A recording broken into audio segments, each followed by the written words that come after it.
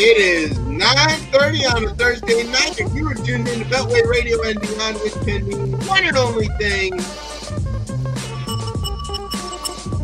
This is ChipChat. Welcome to ChipChat, everybody. I'm Chip. Who are you, Tez? You just told them, buddy.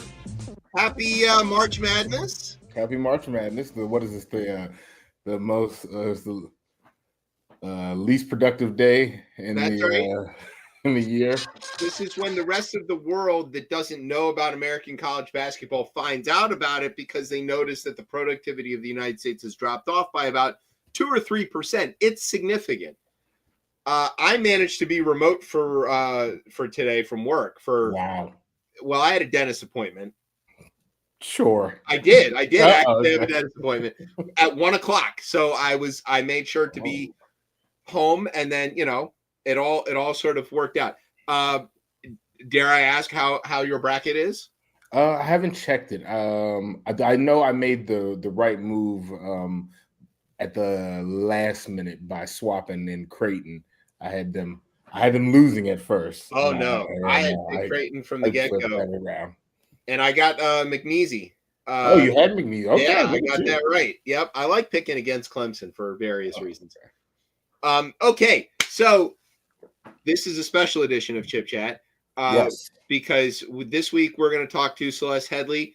She's back to deal with us for some strange reason. But what she's going to do is she's going to sort it out for us how we can deal with the Trump lie machine. And then it'll all be fine because she'll explain it, and then we won't have to feel anxiety or anything anymore. Yeah. So also to those who are participating in brackets, you can watch this show later. Like you can just spoiler alert.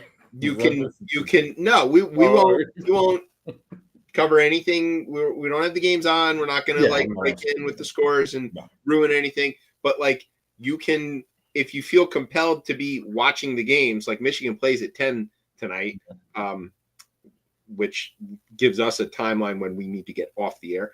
Brian. Finally, Brian. So like if you want to tune in later, you can watch us on YouTube later. You can watch us on all of your favorite platforms, or you can listen to us, of course. Anyway, we're in the middle of a constitutional crisis, which apparently has an indefinite timeline. It keeps moving down the calendar. Yeah. So that's exciting. We have a news story for the Stupid Republican Tricks, which is a great segment. And and then I hope Tez has his book game ready. We'll see. Do I have my book? I do have my book game ready. Okay. I didn't have a book. Oh, yes. Oh, hey, look at that book. Okay, well, we'll talk about why that book is relevant in a minute. Okay. So that's and there's going to be a lot. Oh, also, I wrote this monologue because I wanted to try this as a way to like sort out my feelings before we did the. That's all this show is really about. Yeah, it's us sorting out our feelings. Yeah. DJing to ourselves. Exactly. But we're gonna do this is like a little sweet and sour. We're gonna do something unpleasant, and then we'll bring it back. Okay. So you're gonna be in charge of the last 6 things. Okay. That are listed. And if you're looking in the doc, yeah. Let's see. No, we're getting live updates into the document. Yeah, we're gonna just we want to amend one of these things. Thank you. There you go. Sometimes it's compromising situations. We're getting there. Okay. Take advantage of my love for reading when I read anything.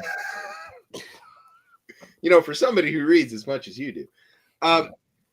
Okay, so this week Trump canceled a program that tracks all the Ukrainian kids that the Russians have stolen. Hooray! He did this in conjunction with a meeting with Putin in which Trump claims to have negotiated a peace, which so far has not come to pass. Also this week, the Trump regime outright refused to comply with court orders and actively questioned the legitimacy of the judge issuing them. Also, they removed Jackie Robinson from any mentions in the Defense Department for some reason, despite his sterling military service. Before breaking the color barrier in baseball and doing a bunch of other stuff. Troublemaker. Yep. He's one of those uppity ones. The DoD also removed references to the Navajo code talkers who helped raise the flag at Iwo because, why not? All of this is while Israel unleashed one of the most deadly days in modern warfare while pretending to negotiate for new terms in a ceasefire. Germany amended their constitution to allow for debt-funded military expansion. Unlimited debt-funded military expansion. Nothing makes me feel safe like the Germans with unlimited military expansion. Hey, you know who you can blame. Mm-hmm. There's a country where we're at. We can blame for this new, the whole deal is kind of like America protects us. Yeah, that was the deal that we made after the war. It's like we don't trust you, Germany, or you, Japan, to have a military. We think you're going to get a little imperial with it, but we understand you need a little defense, so we will defend you against everything to keep you from doing that thing again and again. But now we're just like pull that cork right out of that bottle and just let them go. Exactly, there it is. Yep. So yeah, it makes it all a little tough to do comedy. We obviously need to expand nuclear. Countries need to expand their nuclear arms at this point. What do you mean? You need Sure. It's obvious, right? There's all those nuclear expansion treaties that we've always loved. Don't worry, Tacoma Park will keep us safe. Yeah, exactly. They have banned nuclear weapons. As well as dense housing. Yeah, right. They got to protect the parking lots. Oh my God, I have a question about that. White liberals. We'll have to deal with. We'll get to that. Okay, yeah. So with that in mind, Tez, can you also enlighten us with the other following true sentences that we know about? Number one, JD Vance has sex with furniture. That's good. That's good for him. Number two, Donald Trump plays golf like Chip plays golf. He cheat? No, I'm just bad. Oh, you're just bad. Okay. Yeah. No, then that's all right. You can be bad. You don't cheat. So I'm not going to give you that. I don't cheat. Elon's hair plugs recently exploded over the Caribbean. That's true. There they are. Look at them go. Oh my God. Stephen Miller was recently seen eating with rats who later stuck him with the bill. Oh, yep. God. They were at Le Diplomat. Yep. They were there. Pam Bondi is the kind of lawyer that makes ambulances chase her.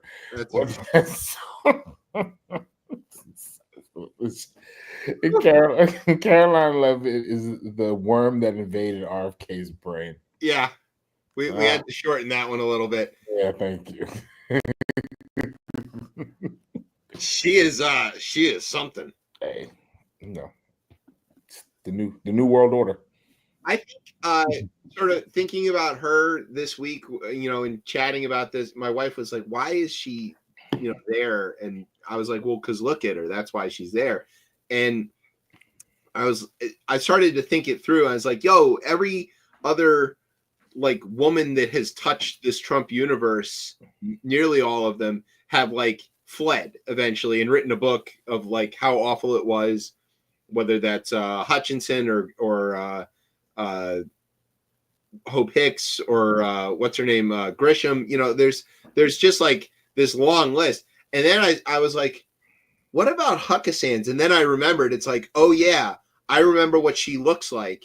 And I was like, I think that might have protected her a little bit because these sleazeballs would have been like, oh no, not Huckasans. She's, and then so then she just fell down that same, she became them, I think is how that I don't know. I'm not really an expert on Mighty Morphin Power Magas, but it's sort of idea. You would listen to the show, you might think you're, we talk about them weekly. We're trying to figure it out. Yeah, haven't figured it out, but our guest is going to figure it out for us. Okay. So with all of that in mind, you said you've got a word. I've got a word. You ready? Hold on. I got the word. Hold on. Let me make sure that this. I want to make sure that we see if we can actually get this to work. So I have an idea of where you're going with this. word. Let's see what do I want to go with. You're trying to anticipate my words. I mean, no, I know that not anticipated, but make sure that this works out. I gotta work. Okay. So sit back, grab some brooms. It's bracket time. You're listening to the best show, the only show, Chip Chat on Beltway Radio and beyond. Sweeps.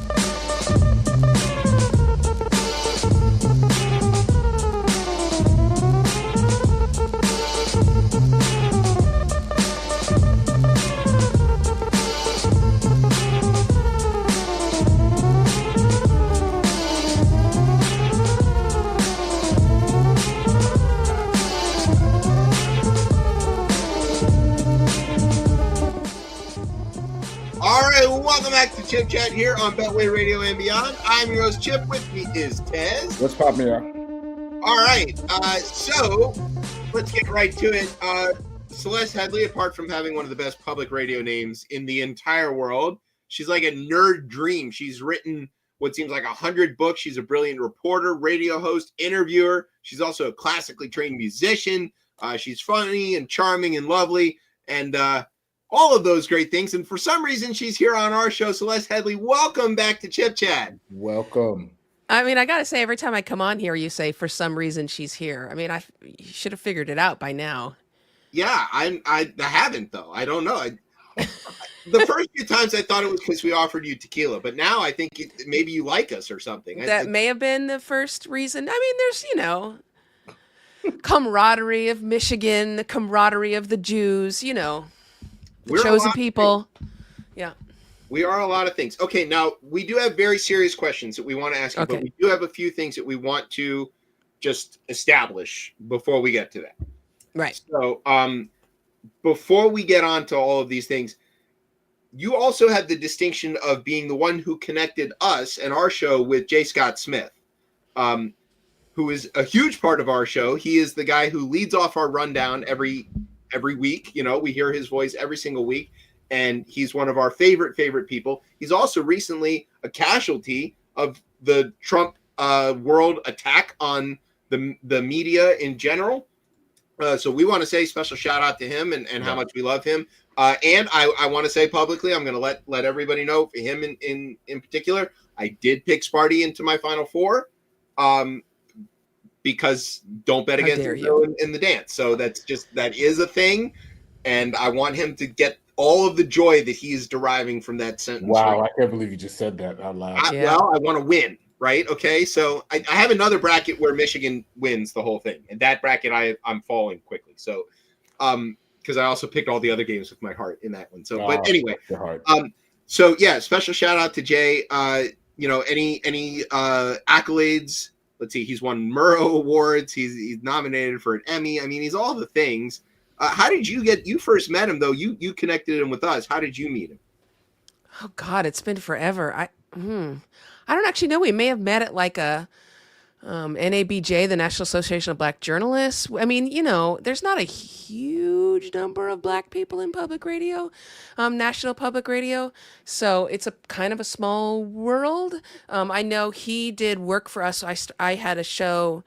I started a show back in like 2014, which was focused only on the middle of the country. And no public radio station would support it. But Jay was one of our correspondents at that time. Of course, come 2016, everyone was wishing that we'd had a show that was just focused on the middle of the country. But yeah. But what do you know? Exactly. Okay, now the other thing that we want to just stipulate, get it out of the way before anybody asks all of these things. Tez checks many boxes, right? It's a decent amount. Yeah, I only have one box to check. I'm nothing. I'm just one thing. Tez is many things. But you, Celeste Headley, you check like all the boxes. So are you ChipChat's DEI hire? For sure. I mean, black, Jewish. Turns out my dad was Portuguese. Uh, Single mother, Buddhist. I mean, come on now. Female, still female. Last I checked. So yeah, I'm pretty much.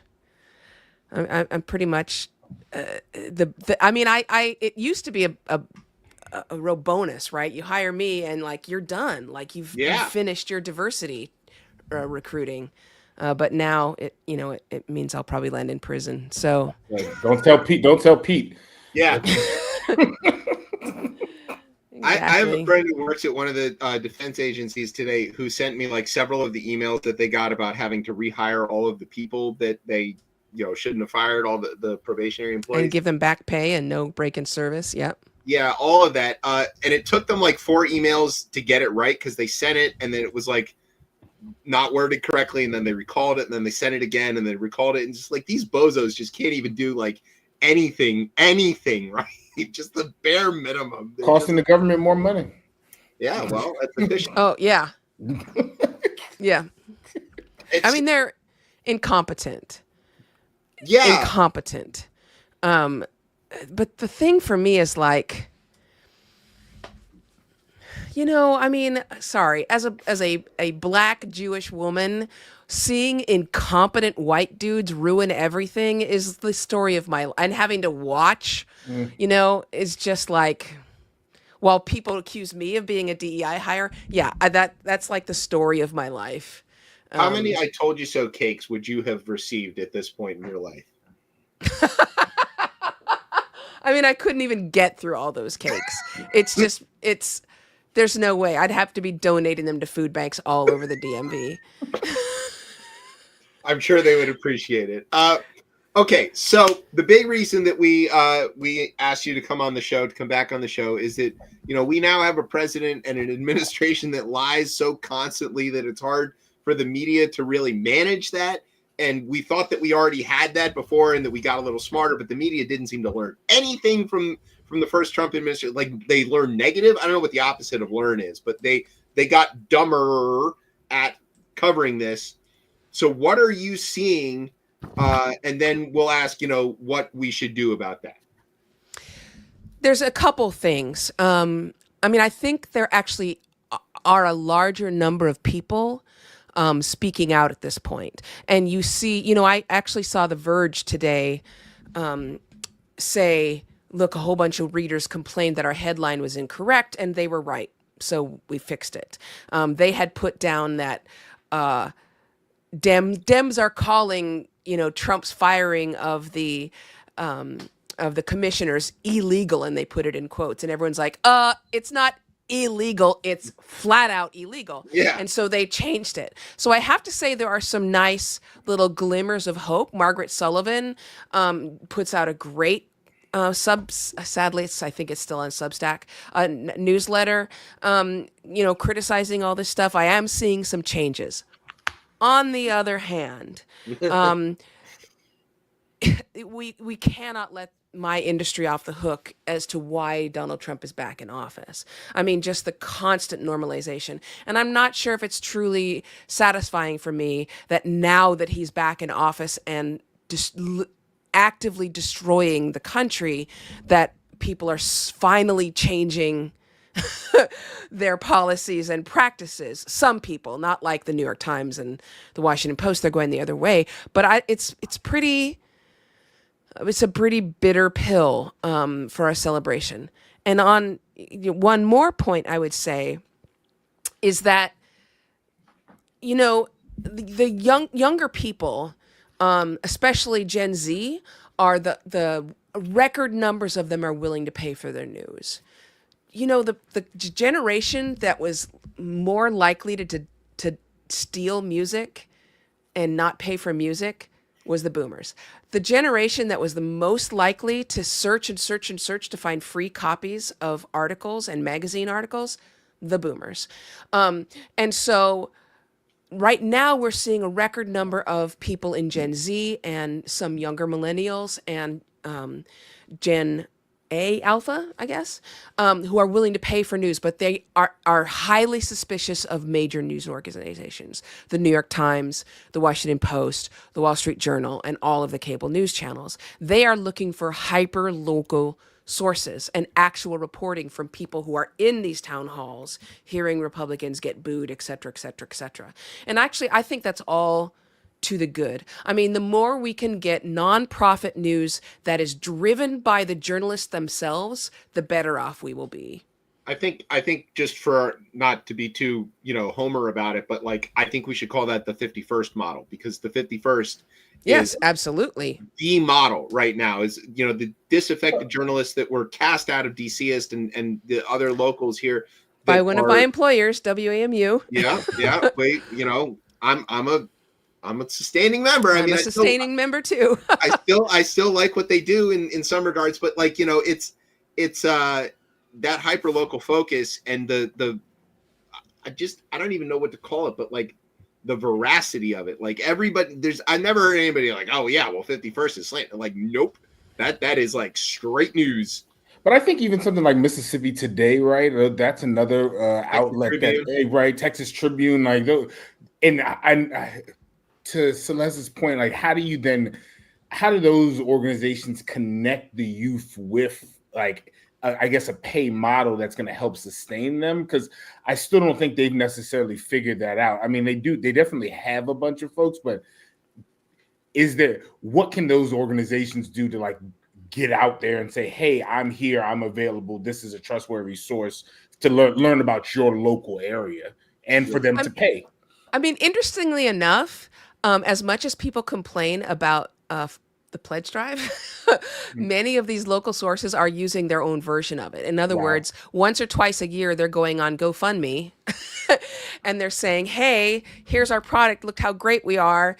Donate to us and also share it with other people. That's literally a virtual fund drive, a pledge drive, right? Well, Wikipedia's been doing that for ages, and it seems to be working for them. The Guardian does that. They always are like, hey, you've read a bunch of articles, you want to give us a little bit of money? Yeah, the banners there on the I'm not objecting to pledge drive. I just want to be clear about that. Yeah. Oh, I do. I hated doing them. Yeah. It's very annoying when WAMU, I think it was like 23 into 24 Christmas time, and they were having the winter campaign. They were like, we're gonna do the winter campaign, or if everybody gives us the money first, we'll cut it. And they got more than their goal, and I was like, that's a very clear signal about what you need to do. Tell us we can pay our way to like skip the pledge drive, and we will do it. And well, it worked in DC. I'm not sure, because I've done that in every station I've been in Arizona, in Detroit, in New York, and actually New York will do it, in Atlanta, and DC is the only one where I've actually heard that actually work, because you'll be sitting on the air for like your 18th hour, selling your mugs and your freaking tote bags and CDs and box sets, and you'll be like, look, this is over as soon as, I'll be like, look, we have a budget. Here's, this much salaries, this much for equipment, this much for our insurance, etc. As soon as we hit that number, we will happily get off the air and stop asking you for money. All you have to do is send in your money. And would be like, look, only like 1 or 2 out of 10 listeners ever give. So if we could even make that 3, let's just try for 3 and we're done. You don't have to hear us anymore.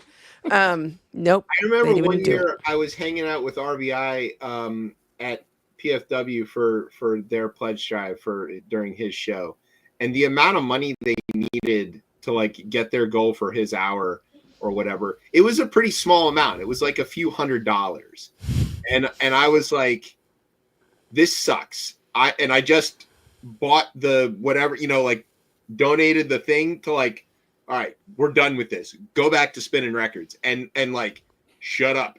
And it worked. And like we should do that more. Maybe stroke and check and get it over with. Yeah, that would be great. Okay, well, so speaking of the media and the struggle with all of this, we had Matt Lasso on last week, who he teaches about media.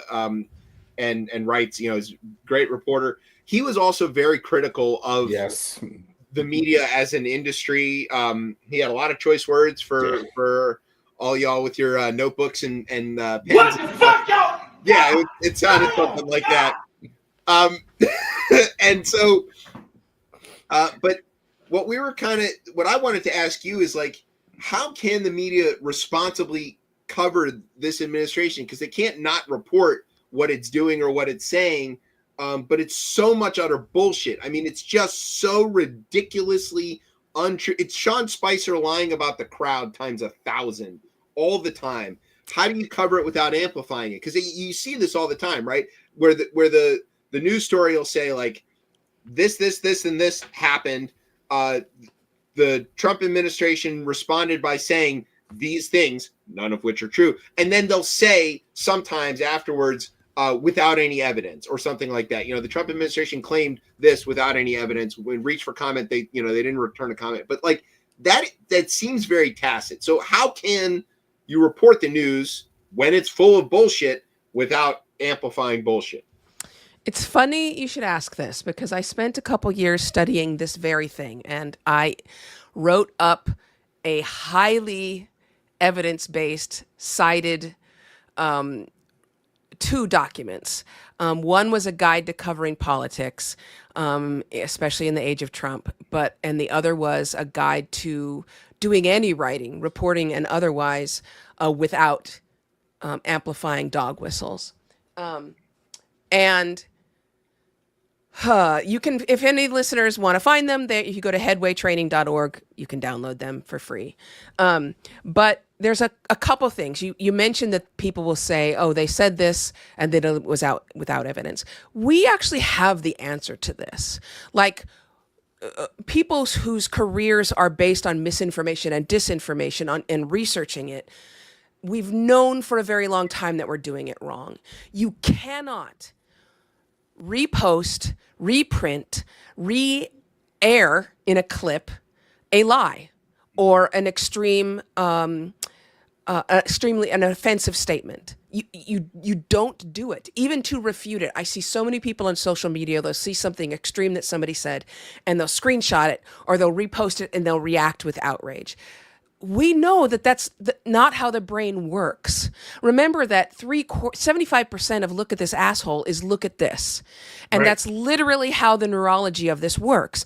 Lies are stickier. And that is literally the word that neuroscientists use. They are stickier in your brain. And even months and years later, when people have heard both the lie and the truth, they are more likely to recollect the lie and not the truth.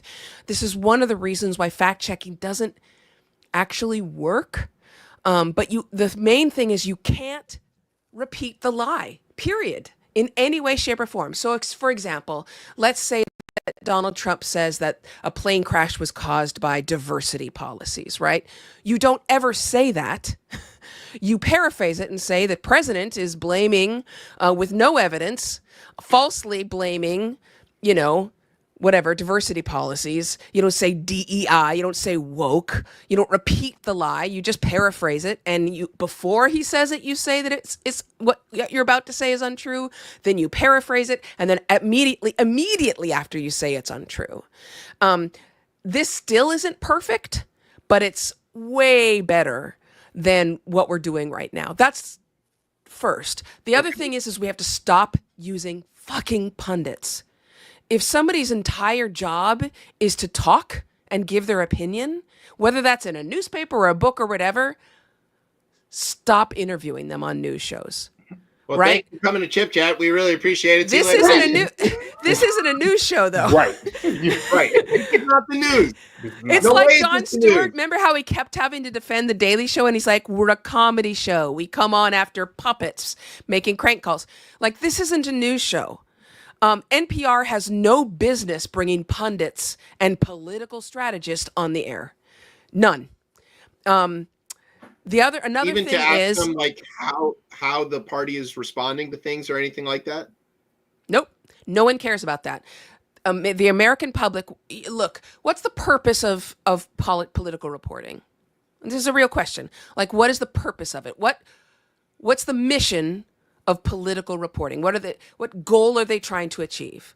I'm not sure. I mean, to me as a reader or whatever, I want to know the information. But you're right about the like punditry aspect, because it's sort of like in sports. They're like, oh well, we're going to go to our analyst. He's like, yeah, you should score more points if you want to win games. I have two pieces about that, because I'm wondering like if the news has been like ESPN-ified almost, in a sense, where you just have these talking heads, and we've watched what that organization did to actual journalists, and what they changed the journalists of sports to then become the talking heads. But to what the political report, I assume it's to highlight what the truth is for the public, so that they can make educated decisions about their politics. Do I have that wrong? I like that. I think that's correct. I mean, at the absolute bare bones, it's to give people the necessary information that they need in order to make voting decisions or other decisions, civics decisions, right? I mean, we're talking about politics. Right. So everything is about how they're voting, what kind of civic decisions they're making, right? And to that end, how does it help that at all? It doesn't contribute to that at all, to understand the optics or political strategy. That's inside baseball, and it doesn't help at all. I think you're very right about that. To people, and we're bad examples, because Tez and I are DC kids. We're inside the Beltway. This is our local sport. This is the thing that we watch. We are paying attention to how to spin things, how to play things, even outside of the actual policy. I catch myself thinking about this all the time. My question really, though, then to your question about the mission here, if reporters are the stand-ins for the public, right? They're asking the questions that we want to ask, and they're asking a question of a politician, and the response is something that is fundamentally untrue. Should they report that, or should they just eat it and just be like, we asked for a comment and all we got was bullshit? Yeah, that's basically what I would say. It's the same thing as when someone refuses to be interviewed. We always tell them that. We reached out to so-and-so, that's a good point, and they refused to speak with us. For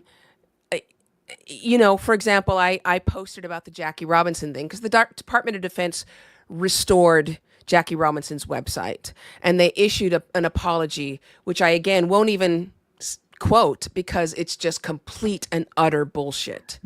That's how I would report on it. I wouldn't use bullshit. I work for NPR, but I would simply say there was a statement from the Department of Defense saying it was done in error. There's no way to confirm that. The rest of it was, political talking points meant to degrade diversity efforts or whatever. That's probably what I would say. And then they would say, well, you're editorializing the report because you're characterizing the statement without repeating the statement, or you're characterizing the statement in absentia of anybody who could comment on it. That's the wedge that I don't know what the how do you that? So they have been saying that since the 60s, even further back. So it doesn't matter what you do. It's just like with DEI, right? They're not actually worried about fairness. No, they just want to support white supremacy. So it doesn't matter what you do. They're going to continue to complain and claim that you're being unfair. If you are coming from a completely disingenuous place, I don't care what your criticism is of my reporting. Look, I'm also a classically trained opera singer. If you can't carry a note at karaoke, why the fuck do I care about your opinion of my singing? What do you know? Nothing. Get out of here with that crap. So it's the same thing here. Let me tell you something. The Rand Center issued a really well done report, and this was in I'm going to say 2018 because it was sometime in the middle of the first Trump administration.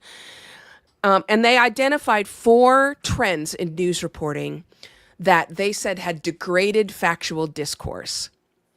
They said number 1 was a disagreement over objective reality. Number 2 was a disintegration of the boundary between facts and opinion. Number 3 was an increased reliance on opinions over reported facts. And then the final one was a declining trust among the public in pretty much all institutions, government, media, and institutions like that. Which is precipitated by the first three, so that totally makes sense. Exactly. Spot on. Yeah. But this is why, to go back to why we don't need pundits, leave them out. The gamification of politics leaves out the impacts that these have.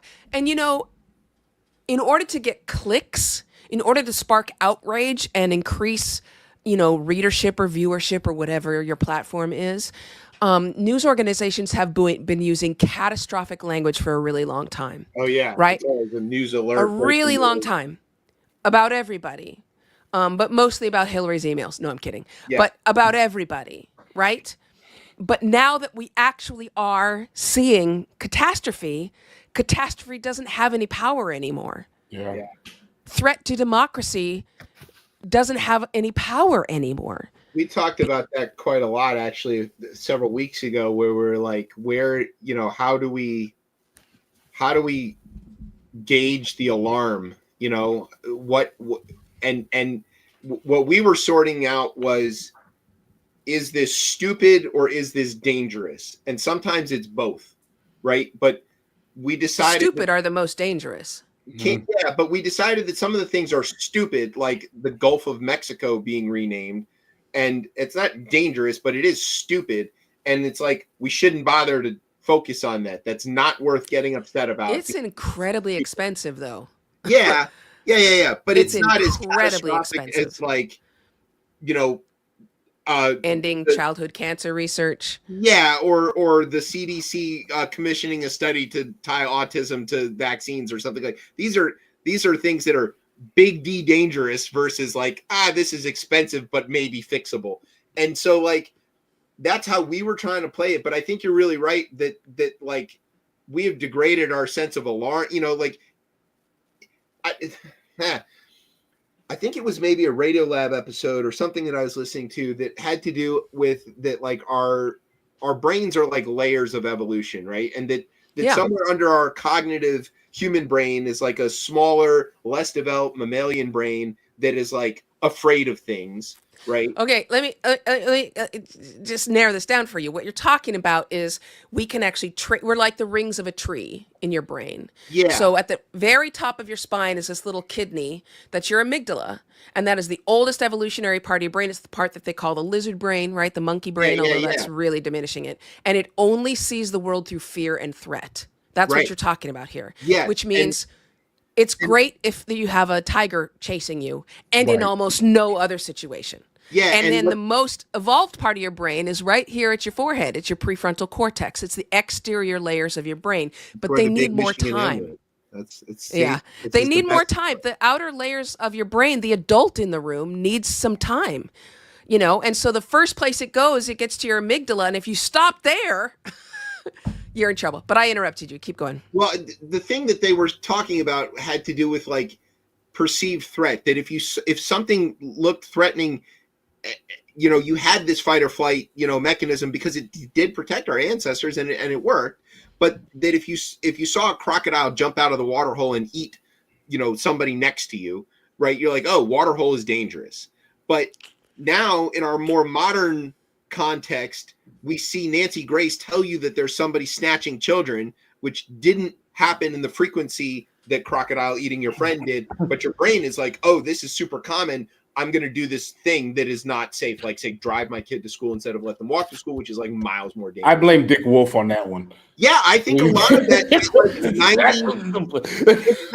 it's not just the fictionalized like Law and Order stuff. It's like that current affair, like Geraldo kind of 90s sensational. Catch a Predator. Yeah. That built all of the things that we now have that turned into this like hyper alert cable news environment that we can no longer really determine, is there actually an alligator in the watering hole or not? But we're reacting as if there is regardless. And we just have like no ability to suss out like real fear from perceived fear, I guess. Well, but your brain is not capable of distinguishing. Your brain, it can't distinguish between stress caused by an immediate threat and stress caused by political chaos. Yeah, it feels the same. It's the exact same. And in fact, we are human beings are not logical thinkers. We are the most intelligent creature on the planet is actually a type of jellyfish, but That tracks. we are not intelligent. Not intelligent. We are not logical thinkers at all. We are social and emotional creatures, and yet we do these stupid things like people say, "Let's leave emotion out of this." What the fuck are you talking about? Number one, impossible, and number two, why would you do that? So there's all kinds of things messing us up. Our brains are so easily deluded, right? This is what Buddha was talking about centuries ago, was how most of us walk around in a state of delusion. And the whole practice of Buddhism is designed to bring you into a state of presence that is honest, right? So Homo sapiens is the only species that suffers from confirmation bias. So when you talk about the crocodile, it's not evolutionarily favored, because most species, you will say to the gazelle, there's a ton of crocodiles in that river, and they'll be like, oh, thank you for telling me, I'm going the other way. Humans, if you believe there are no crocodiles in that river, somebody saying to you and showing you evidence that there are crocodiles there will make you believe harder that there are no crocodiles. So we depend on each other to be our fact checkers. The only things that keeps Homo sapiens alive is the community, because someone else is going to be like, you idiot, my uncle was just eaten yesterday, right? Like, that's what saves us and has always saved us. But now that we're in this era that's lasted about 200 years and change, this era of the rugged individual, right? The great man, the self-made man. Yeah, exactly. Where anybody who actually asks for anybody else's opinion or follows someone else's advice is a cuck, a beta, right? Beta. Yeah, we don't know. We haven't actually bothered to learn their stupid lingo, but yes, I think that's yes. Because isn't that what you guys were talking about earlier, right before we got on, like colonialism? Like colonialism comes into a bunch of communities where those communities did listen. There was an elder who kind of passed these things down, and like awful. And they were very collective. A lot of those societies were like super collective, and then the Europeans showed up, and they were like, "Oh, look at these stupid collective people making decisions as a group. Ha ha ha! We know better." And then they totally took advantage of all of that to like rape and pillage everything. Yeah, here we are back to the raping. There's always been raping. So yeah, I mean, we don't. It would be great if we. I mean, think about how advanced our species would be if we actually learned from the mistakes our parents made. If your parents were like, no, don't do that. I tried that when I was like 18 and that turned out badly. And we were like, oh, tell me more. I want to learn from you. Instead of being like, you don't know what you're talking about. I'm my own person. You don't understand me. Blah, blah, blah, blah, blah. And then went out and made the exact same goddamn mistakes everyone has made going back through time. If we actually learned from each other, our parents, our elders, we'd be on freaking Venus by this point. We would be like colonizing Uranus. Like, we would be so far advanced, but we cannot get beyond our own goddamn egos and thinking that we are a rock, we are an island. It's just, we're so dumb. We're so dumb. If we learned from our parents, though, then these high-rise mom genes would never have come back. And I don't think that that the industry really wants that. I think they need to sell pants.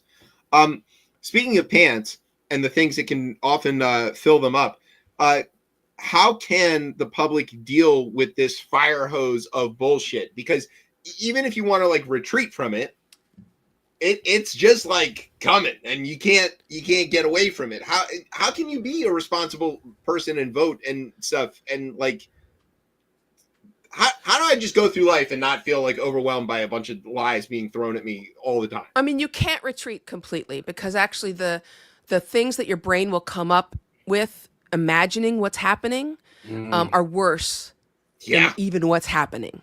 Oh, so you've been in my therapy retreat. Yeah, they're terrible. Have to have at least some knowledge and grounding in reality. But I will say this, is that the one quality, talent that we have not taught Americans to use, Asian cultures have been teaching it for a very long time, but science for over the past, say, 30, 35 years has found it to be the number one most effective quality in terms of building resilience and happiness and well-being is self-compassion. So when you're in this era of complete chaos, there's three components to self-compassion. Self-compassion is not spa day. It's not telling yourself you're great. That's self-esteem, and self-esteem backfires. It's awful. It becomes toxic. Self-compassion, number one, is a connection to other humanity. So in other words, if you drop your phone and you crack your phone screen, you don't say, I'm the worst. I'm so dumb. This is the fourth time I've done this. You say, God, this happens to everybody. I'm so disappointed that I did this again. Like this is a common experience. And then kindness, which means that voice that's inside your head, for most people, it is not kind. No. Yeah. So Mine you is have really fucking mean. Yeah. So you have to learn how to speak to yourself the way you would speak to one of your friends if they fucked up. If one of your friends called you and said, oh my God, I slept through my alarm and I missed my job interview, how would your response differ from the way you would talk to yourself if you slept through your alarm and missed your job interview? That's tremendous. Yeah. So you'd you be like, have hey, to, man, that's no big deal. You'll recover. Exactly. It's okay. Try to help them. Exactly. What do you need? Right? Right. And this is what we all need to be asking ourselves at every moment. What do you need right now in this moment? What do you need to cope with this? So there's all kind of grounding techniques I teach people, which is odd for a cynical journalist as I am. I'll tell people, look, you're panicking, you're overwhelmed. Stop. Feel the soles of your feet. Wow. Right? Feel every corner of your feet. Put your hands somewhere on your body that's comfortable and feel your skin. Can you feel your clothing touching your body? Because you need to be grounded. All this stress and anxiety is cerebral. I need people to ground themselves in their physical bodies to help them cope. The final part of this three-legged stool, connection to humanity, kindness, the final part is mindfulness. And that's what we're talking about right now, is being present. What is it you need? What's happening right now? What is this feeling you're having without judging? I'm anxious. I'm terrified. I'm stressed. Whatever it is, just label it and be like, okay, I'm having a panic attack. What do I need right now? What has worked for me in the past at this moment? And you don't have to make excuses. There's no judgments. Here it's value neutral. What is it that you need to get through the next 30 seconds? And then you give it to yourself. So That's wild. Yeah. Like it seems so basic. And, Right. and to be honest, this is a lot of like what I've been doing mindfulness as part of therapy for like nearly 20 years. And a lot of this, tracks with what's in there.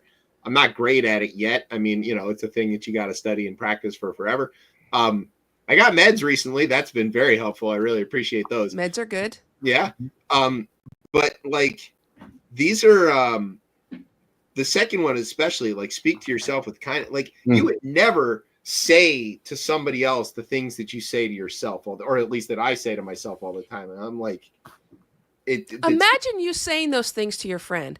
And one of the great ways to try to heal that is to actually talk back to that voice. Yeah. And be like, hold up. That's fucking rude. Like, you can't speak to me that way. Yeah. You can't so talk like to me if you're like that. if you're playing ball, right? Like, one of the things that I learned early on when somebody shoots, right? If they took a good shot but they didn't make it, right? You don't never say like don't do that again. You say keep shooting, right? Yeah, you're on my team, right? Yeah, we're Right. on the same team. Right. Keep shooting, take good shot, keep shooting. Don't let it bother You you. miss Or whatever. 100% of the shots you don't take. Yeah. Yeah. The thing I would always yell is keep shooting. Like it's a good shot. You just missed it. But like to myself, I had to like internalize that, right? Because I would miss a shot and I'd be like, no more of these 15 footers, and then but then I would hear, the other guy saying, good shot, keep shooting. And I was like, all right, yeah, just keep shooting. You'll make them. And like it took probably like a whole season of that kind of internal conflict, but it eventually hit. So I guess we have to apply that to. How does that help us with all the lying, though? That just makes me like deal with the stress of the lies. How do I deal with the lies themselves? Well, it makes you much better to handle them in a reasoned way. It makes you way less likely to repost that video of JD Vance saying something dumb in anger and outrage.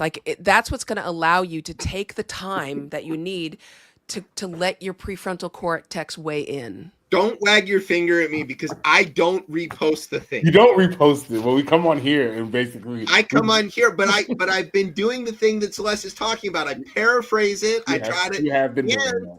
I tend to characterize it as they came out and said a bunch of bullshit that doesn't make any fucking sense. And I don't give them, like, every once in a while I'll read the quote, but I try not to read the quote. Sometimes I mean, it's you really can funny read to it if the you quote. want. Yeah, you can read it if you want. Just remember that it takes a lot of effort for you to remove that from your memory banks. You know, if you're going to get through the lies, you just don't be part of it. None of us as individuals can do anything about the state of misinformation, but what we can do is not make it worse. Yeah, we can be not a nexus for misinformation. Can I ask, speaking about reporters, you know, and in reference like what happened to Jay, and other thing. And to be clear, what happened to him was he read a bit of copy that had been approved by his editor in which he said that Donald Trump had been convicted of rape, which was true. He had been convicted by the judge, or found liable of rape by the judge in New York. And that was a factual point. It was not a characterization by any stretch of the imagination. And he was just reporting what had been adjudicated in court. And then he was basically fired immediately for having done that. We now see so many other news organizations kind of like backtracking off of calling things what they are, you know, being honest in their reporting. And, you know, you keep seeing it that the international folks keep saying that America is becoming one of the least safe places for journalists in the world. We are in a place where, you know, there's violent threats. I'm sure you've received them from, you know, people don't like the thing that you say, even if it's true. Do you think that reporters are at a substantial risk now simply for reporting the truth? And what do you think is going to be the result of that? Yeah, there's a couple journalists in jail in the South because of reporting a factual story. Yes, the danger to journalists has been arising for years now. The SPJ, the Society of Professional Journalists, will tell you about that. There's also another organization that only tracks the safety of journalists around the world, and they have all the statistics showing you just how dangerous it is. I mean, I'm a woman of color and a Jewess in news reporting. I get rape threats and death threats all the time. I hate that I say that so blasé, but you know, it barely. You just like be like, whatever. Like, yeah, I mean, we're supposed to send them on to the, you know, the safety protocols, and wouldn't we you be do. spending But your entire day doing that? I mean, like, no, I mean, I block without hesitation. And you know, that's another thing I'm doing is that if you post a comment that's not factual on any of my social media, I immediately delete it. It's my platform, right? Yeah, exactly. You don't get to use my audience that I've built up to say bullshit. Journalists are in danger, and you wouldn't see so many of them caving and kissing the ring if the danger weren't real. You know, kicking the AP out of the reporter pool, pulling in Russia Today to the White House to report from the Oval Office. I mean, for God's sake. But the fact of the matter is that real reporting has always been dangerous. There's never been a time when you haven't been at risk. It's just that Americans have to decide what a democracy is. And you know what? Even more, you know, I'm writing this book about my great-grandmother who was born in 1863. And, you know, there's a lot of parallels between what's happening now and the era of Reconstruction and the just horrific backlash to Reconstruction that brought about Jim Crow and the KKK existed before Reconstruction, but still, all of that, the lynching, the terrorism, the Red Summer of 1919. But, you know, what's really interesting about that time is that those who had been free all along talked about freeing the slaves and gave no specific thought to what freedom meant. The people who had thought most carefully about what are the limits of freedom, what are the rights that come with freedom, what are the specific liberties that I get when I become liberated. That was the enslaved African Americans. And all these white people kept going, oh, they're too dumb to handle their freedom. They're too uneducated to handle freedom. No, they were the most analytical, careful, intentional thinkers about what does freedom mean. And I think we need to have this conversation again. What does it mean to be the land of the free? What does freedom mean? What are the limits of it? Like, we know some of the limits. You can't yell fire in a crowded theater, right? Sure. There are limits to freedom that are about safety, but we need to talk about what those limits are and at what point are you so limited that you're no longer free? Do you think that there's any appetite for that? I mean, I don't want to quote Tez right to his face, but one of the things that he said, he says two things that are really relevant to this. One is, this is a young country. And he says this as a British person. So, young and stupid. Yep. Yeah. And the other thing that Tez likes to say is about white people following white people rules. And when the white people don't follow, you say it. I've always, right, I think the Constitution, for the most part, right, outside the 13th, 14th, and 15th, obviously the 19th, right, and then the Voting Rights Acts. But a lot of this is like rules that were made for white people to follow, and they weren't thinking right about other people. And some of these rules, right, I think even the First Amendment, if we look at that, that's a rule that was created for other white people to follow, and they're not following it any longer. And I think that is terrifying in a sense, because again, a lot of these constructs in the story of America had never really included everybody. It's never really been inclusionary. And I know they don't want to follow the laws that help it be more inclusionary, but to them to also like flout the laws that, again, was kind of just for them, kind of scary. That's kind of my thing. Yeah. So that's spot on. And here's the thing. If you go back to the founding of the country, a huge amount of the Constitution and then the Bill of Rights, you'll note that our rights weren't in the original Constitution. Right. So a lot of that was written to protect the institution of slavery. The Second Amendment was meant to appease the southern states, who were so afraid that since the UK had outlawed slavery and France had outlawed slavery, that was coming here as well. And so in order to get them on board with the revolution, they had to make all these, compromises and sacrifices in order to protect slavery. And they said, we will do nothing to touch slavery for this amount of years. It will be completely, we promise you we won't do anything to it. I could not recommend enough a book called Allow Me to Retort, A Black Guy's Guide to the Constitution by Ely Stahl. Oh, God. So good. Yes, so freaking good. But yeah, when I first heard Ely talking about this, about dumping the Constitution and starting from scratch, I was like, oh, come on. Like, that's ridiculous. The Constitution is a sacred document. And yeah, he was right. I was wrong. Yeah. It's a trash document. I don't want to say trash. There's a lot that works really well, but only those 3/5 of the time. Right. Oh boy. Yeah, that's the thing, right? I mean, it's in there. I think there's things that we can go back to the original documents and say, hey, this worked. Yeah. Like, let's figure out how to strengthen this. And this super didn't. Yeah, right. And let's update that. But yeah, this country was founded the founding documents of this country were designed to protect slavery and by extension, white supremacy. But I will remind everybody that slavery was not a product of racism. Racism was a product of slavery, which was a product of oligarchs trying to expand and protect their own wealth and power.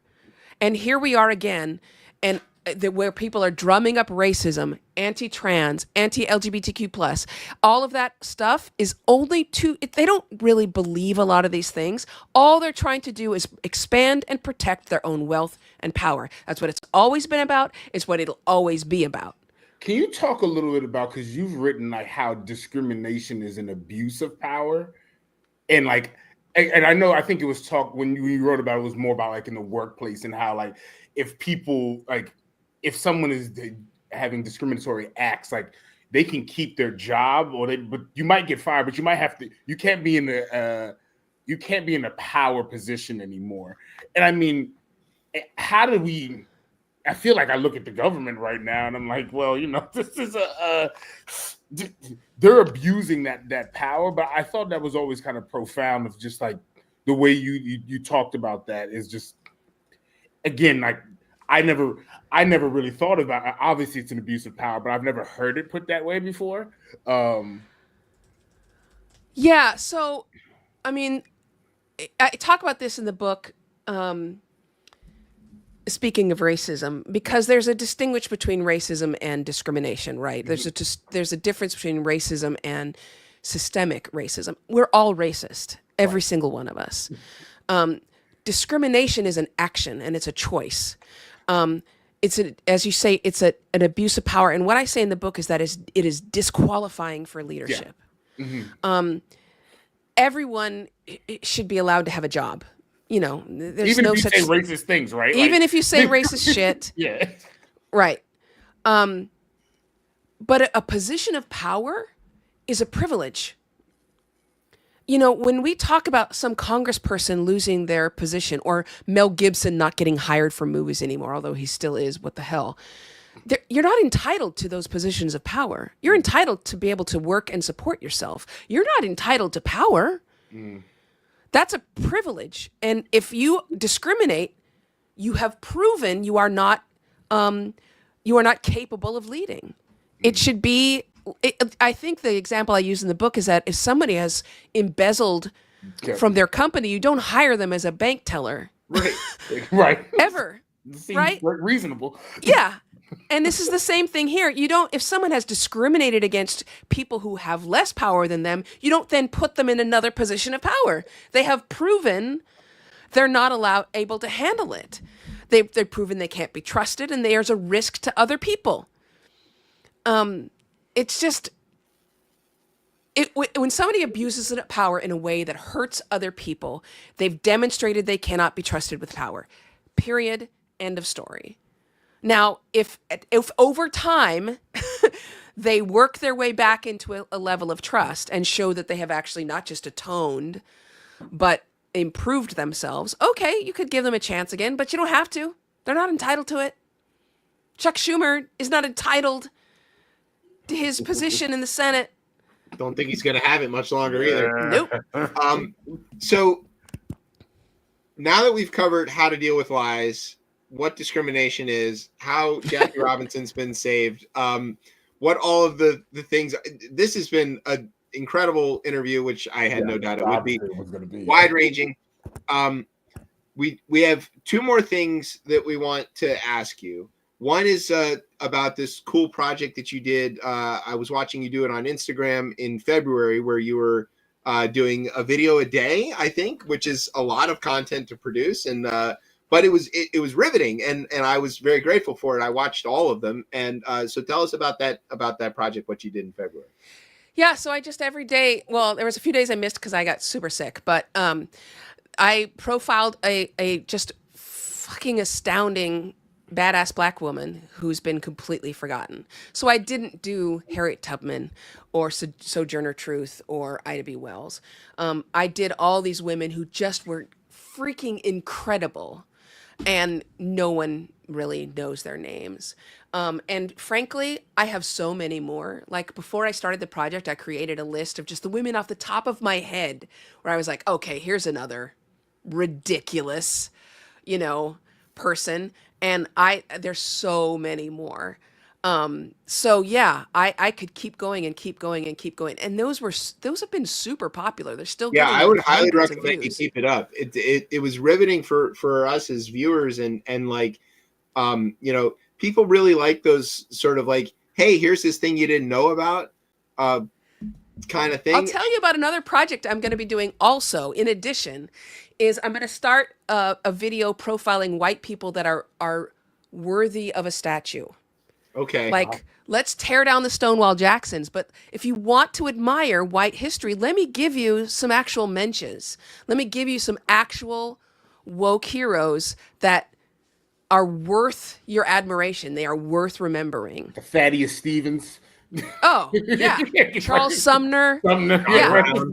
Right. Yeah, tons of there was an Irish man who after the Civil War traveled to the United States by himself, left everything behind to go to the South and teach in a rural black school, educating children.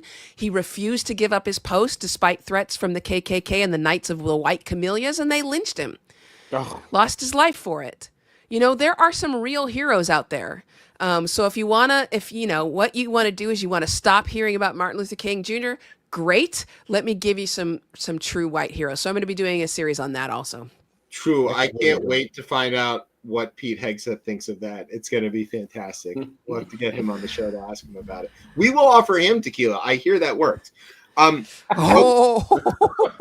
Okay. Now, the other thing that we want to do is we want to have you play this game. It's not Florida or not. This is a new game. This is a very we got graphics. Yeah, Brian's been busy. This is a weird game. Tez, explain the origins of this game. It's a weird game. Basically, we have some book titles, and two of them are true book titles, and one of them is a false book title. So like, what do we got? As the examples we? The example was the Kufis and Yarmulke one. Yeah, so we had like first South Africana musk, Dutch natural deodorant recipes. We had Flying for Peanuts, Tough Deals, Steep Bargains, and Revolution in the Skies. And then we had Kufis and Yarmulke's Self-Hate Stories by Herschel Walker and Stephen Miller. So, we would read is the real book, right? Right. Book. But that's kind of the gist of it. And the origin of this is because Tez stumbled across the publishing company, I guess is what to call it. Skyhorse. That published the Melania book. And they had this list of titles that were also available. That was an incredible list. And some of these things were like the most ridiculous thing you've ever heard of. We were like, that's no way that's real, but it turns out that it is. So that is the origin of this. We're gonna read. We'll read some of these off here, and you can tell me which one is the false title. Okay. Some of these I think you'll get right after that. So, Y'all Fired: A Southern Bella's Guide to Restoring Federalism and Draining the Swamp. Coke Zero: How Libertarians Took a Diet Approach to Personal Freedoms. And say that subtitle again. Coke Zero: How Libertarians Took a Diet Approach to Personal Freedoms. And then we have Speaking of Race: Why Everybody Needs to Talk About Racism and How to Do it. Well, that last one's clearly ridiculous. I'm going to go with 2. Number two is fake. Yes, number 2 is fake. Yes, Coke Zero and How Libertarians Took a Diet Approach to Personal Freedoms. Because I'm sure some Southern woman wrote "Y'all Fired." I am sure they did. Yeah. Skyhorse Publishing. Okay. Here we go again. We got from Mar-a-Lago to Mars: President Trump's Great American Comeback. We have Buy My Book, Just Kidding, Chuck Schumer's Guide to a Successful Book Launch, and Do Nothing: How to Break Away from Overworking, Overdoing, and Under-Delivering. Yeah, it's going to be number 2. Chuck Schumer famously canceled his book tour because it would be as bad as a Republican town hall at this point. Yeah. Boo! Who's the character in Princess Bride? Boo! Yeah, right. Why did you do me? All right. And then, okay, this is the last round here. We have, all right. We got Be Good Bankers, the economic interpretation of Matthew's gospel. Who moved my constitution? Achieve justice searches for the soul of his court. And Herd Mentality, an A to Z guide to take your podcast or radio show from idea to hit. Yeah, I'm going to go with Who Moved My Constitution because they don't care. No, they don't. Yeah, they're more concerned about the cheese. Yes. Yeah. Or the fish. You know, depending on, you know. That's what Schumer is, the king of refuge. So bow down to him. Bow down to the king of slime, the king of filth, the queen of putrescence. Sorry, I'm just still imagining Schumer's book tour.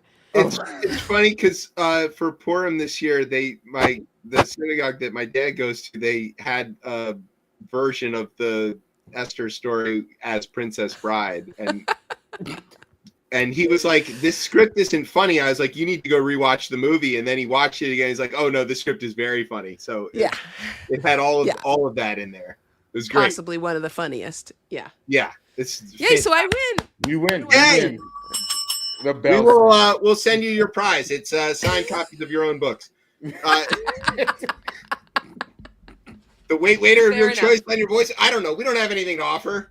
When we finish Pledge Drive, we'll have enough money to send you a prize. How about that?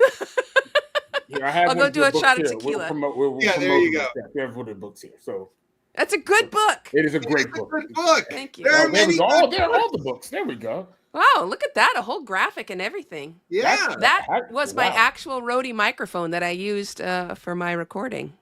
There you go. I just took a picture of it in my studio. Yeah. Anyhow, it's been great talking to you. Thanks for having me. We love having you here. We can't wait to have you back. Tell everybody where they can follow you on all the socials and stuff. So mostly Blue Sky, and I'm still kind of on Instagram, though it's really mostly dog pictures and nature pictures. And then please visit the nonprofit that I run, headwaytraining.org, which is focused on helping people learn how to have conversations about difference without getting into arguments. Definitely going to continue to pull info off of that for dealing with various people. Okay. We'll go unnamed. Not that they listen to this show. All right. Celeste Headley, thank you so much for hanging out with us. We really appreciate it. We are going to take a break. We'll be back with the third half of the show. You're listening to Chip Chat on Beltway Radio and beyond. Sweeps.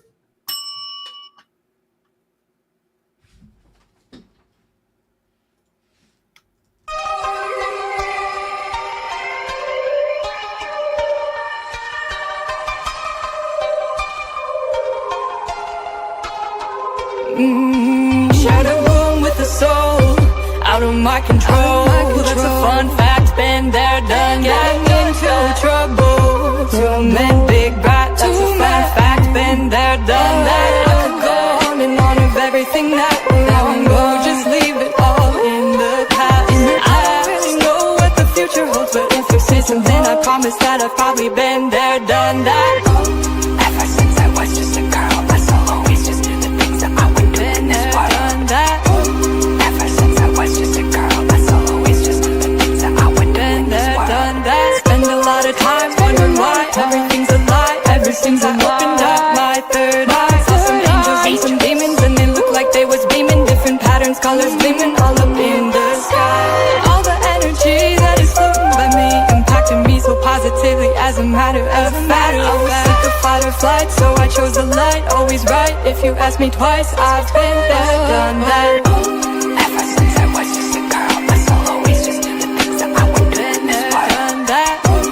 Ever since I was just a girl, my soul always just knew the things that I would do in this world. I chose to take the right, though not the blue.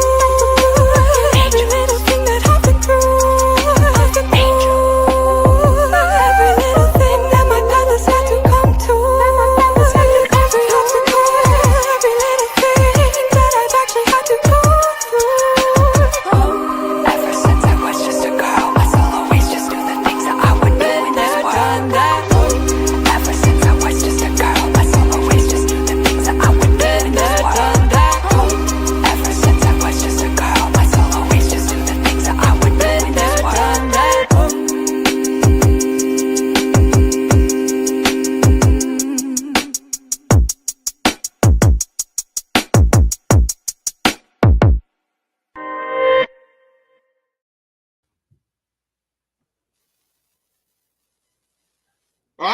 Welcome back to ChipChat here on Beltway Radio and Beyond. I'm your host, Chip. With me is Tez. What's popping, y'all?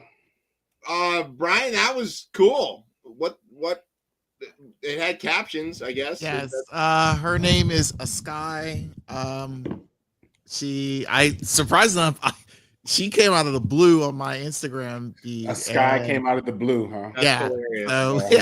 And I started listening to a bit of her music, especially this track, and I felt like, okay, there is a actual reason why she's covered.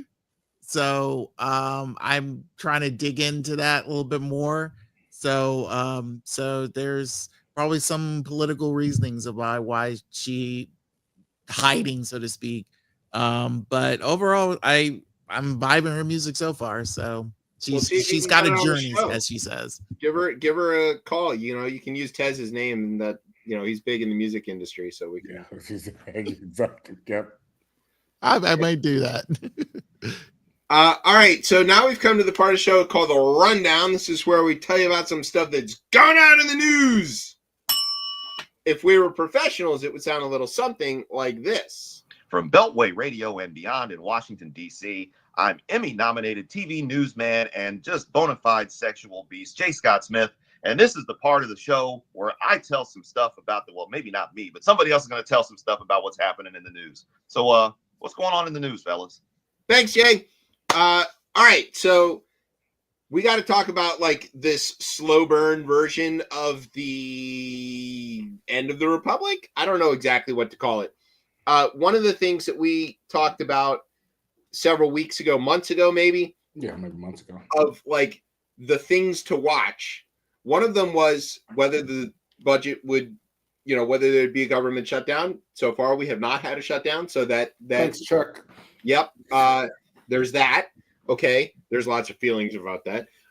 The second thing we told everybody to watch for is the measles / avian flu stuff going on. One or both of those may break out and become a much bigger problem than they are yet.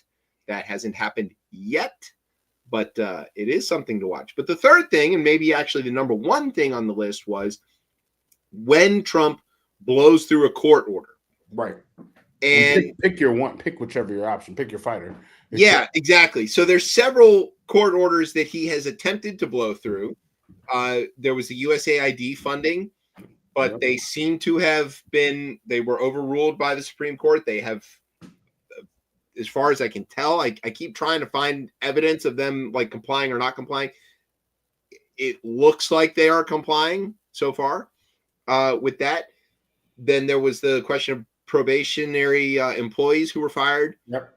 And then so far they're complying with that. They've been restored. And there's several other things. And each time it's is this going to be the one? And I did sort of think that it would be funny if it came down to a very pedantic funding case that they were just fuck no, we're not listening to the courts. But it looks like we're ticking closer down to this case revolving around disappearing what they claim to be Venezuelans to El Salvador. Might not be. And we say it that way because we don't actually know what happened. And there's evidence that other sweeps have already picked up people that were either had no affiliation to gangs, as they're saying that they're sweeping up, or sometimes were citizens. Right. So we know that the ICE raids have not been as careful as you would hope. And we know that they've wrapped up American citizens. We talked last week about Mahmoud Khalil, who has been disappeared. A new one. We got it. Yeah. And we had a new one here at Georgetown. In Khalil's case, he's a legal permanent resident. So there are these things. The story is that we do know is that 3 plane loads of people of status unknown were picked up by ICE, put on those planes. I saw the footage, by the way. They're Airbus planes, not American made. Way to go, MAGA guys. They had to get him there. Love those French airplanes. Gotta get them over there. These other. Yeah, they needed planes that worked. That's right. I have feelings about that. But in any case, so they put these guys on this plane. They flew them to El Salvador, and then they produced a video of them getting haircuts and shoved into a concentration camp with lots of very bright lights. With some type of AI hip hop beat behind it. Yeah, it was a bad beat. Yeah. I just guess that was not. You know. Early Bird does a lot better when he does AI on our Yes, stuff. So yeah. let's just say, so like immediately, and actually as this was happening, people went into court and were like, "Yo, this is basically an extraordinary rendition. None of the rules were followed here." Yeah, we're not in a war. It's not a war that we're in right now. These are wartime rules. Exactly. So the Trump administration used a provision of this law, the Alien Enemies Act, which is from 1798, which says that when the country is at war, the president can basically deport enemy aliens because of national security reasons. But lots of things didn't happen. Number one, we aren't at war. There's no declaration of war, so it's not clear that this law is even like legal. Yeah, I was going to say, right. Even if because how we issue war now isn't necessarily the appropriate way we do this any longer. But the Constitution clearly spells out that only the Congress can declare war. That is not currently the case. Congress has not declared war. Part of the way that our legal system works is that sometimes the executive branch has to like do something that might violate the law and then get snatched back from doing that by the courts. In this case, they did a thing that they're testing the limit. They say that they're covered under this law. It is up to the courts to say that they are not covered under that law. So that's the first thing. The second thing they did, and this is a procedural thing, but it matters, is that when you go to invoke a law to use it to do anything as the executive branch, you have to what they call publish it. You have to publish the proclamation that you are about to do this, or that you are doing this thing, right? It can happen instantaneously, and it gets posted to a website, or there's various websites where it goes, and the agencies responsible for it have to make the proclamation, we are invoking this law to do X, Y, and Z. It is clear from the timeline that the Trump people did not publish the invocation of the Alien Enemies Act before engaging in the act that they then took up. Right.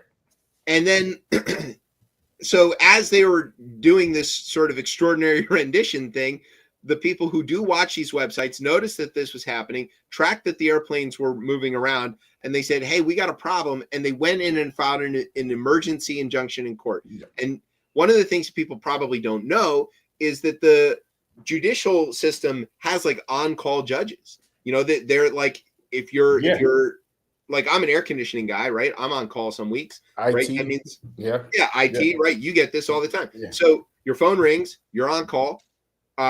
So that's what happened is they made an emergency appeal. They called up the judge whose name is Boasberg, and they said, hey, we got this problem. And he's like, all right, we're convening a hearing immediately. And he fires up the Zoom and all that, because you can do that now. And he goes, all right, what's the case? And ACLU said, hey, these guys didn't publish this. We don't know the status of these people. They haven't been convicted of anything, and they're on their way to like a third coury. A country. They're not even going back to their country, their alleged country. We don't even know if they are the people who they say they are. We have no evidence. There was no due process followed. None of this makes sense. And the judge is like, okay, government, what's your argument? And they're like, fuck off. We can do it. Yeah. And so the judge is like, no. Here's what's going to happen. Turn the planes around, bring everybody back. Let's talk about this. Let's figure it out. And the Trump people were like, well, the planes are already in international airspace. And the judge is like, okay, here's what's going to happen. I'm ordering you right now to bring these planes back, which he can do, right? Yeah. And they're like, well, you didn't write it down. And he's like, fine, I'll fucking write it down. Now, bring the planes back. But it's even the written down argument there.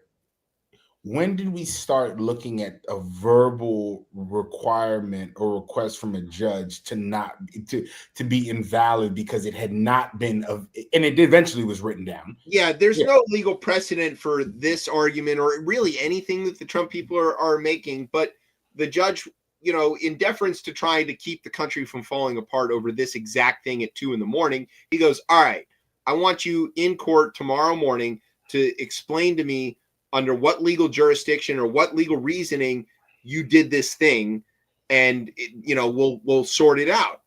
So they went to court, the next morning, and the judge was like, okay, government, make your case. And they're like, no. And he goes, it can't be no. You have to tell me what your legal reasoning is. And they go, we don't think you're a real judge. And he goes, oh no, I'm a real judge. Yeah, I'm the chief judge of the of the U.S. district for Washington D.C. Yeah, I'm a real judge. So go ahead, tell me what your legal reasoning is for this. And they go, we're not going to tell you. And he goes, you're not going to tell us because you can't, or you're not going to tell us because you won't. And they go, fuck you. And he goes, no, fuck you. Be in court tomorrow. And if you're worried about it being like state secrets thing, we can do it in secret. Yeah. And as it turns out, Judge Boasberg used to be like in charge of the FISA court. So he knows. He's super secure all the way back, right? So then he's like, okay, come into, and this was on Tuesday. So then he's like, all right, Wednesday noon, give us the stuff, right? And they came in on Wednesday noon, and they go, well, we didn't have a written order, and it was late at night, and the planes were already out of the airspace, so we don't think you had any jurisdiction, and we don't like this. And the judge, the direct quote was, that's a heck of a stretch. That's not a legal argument. It doesn't pass the smell test by any stretch. I want you in court Thursday at noon with your information. I want a sworn statement. I want somebody who's going to say who was on these planes, under what legal jurisdiction you were removing them, and under what legal reasoning you violated my specific order to turn the goddamn planes around. Right. And so that was today. Today at noon. A federal judge on Thursday said that the Trump administration's response to his request for more information on Venezuelans' deportation flights was, quote, woefully insufficient and evaded obligation to show that they complied with his earlier ruling. In a new order, Judge James Boasberg said that the Justice Department refused to meet his Thursday deadline to hand over. Refused is a key word there. Yeah. Refused. It's not that they couldn't. It's that they refused. Refused to meet his Thursday deadline to hand over the flight information, and instead submitted a declaration from an ICE official informing, quote, cabinet secretaries are currently actively considering whether to invoke the state secrets privilege. Okay, I asked you for the information, not whether you're thinking about invoking state secrets. And if you are, you needed to invoke it. You can't just be like thinking about it. It's concepts of a plan. Yeah. Okay. Crisis.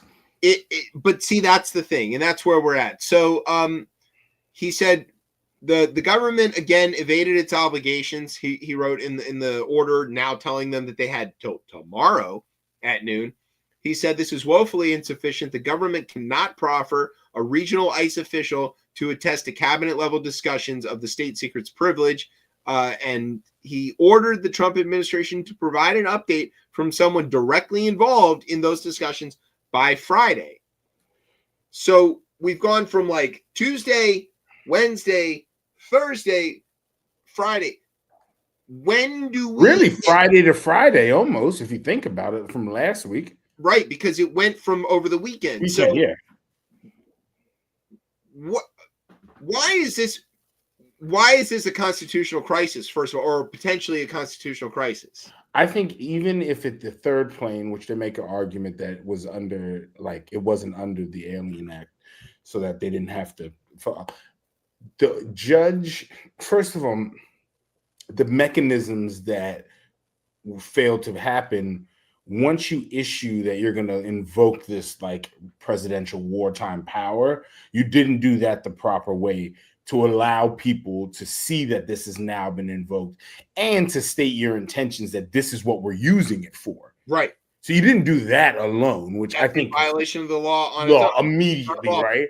So with that not being followed and the judge issues in right, the timing of this is still up in the air, as well as the planes, right? But you should these planes could have been turned around. Absolutely. They could have been turned around. I think from the flight data that's insane. I mean, again, this over international waters to me is because to me, until the individuals are off the aircraft, that to me would still be United States property, right? I don't, or Well, under the custody. So they're in custody of the United States. If the judge's orders can't extend to people who are in U.S. custody over international waters, then the custody also can't extend over international waters. Those guys are free.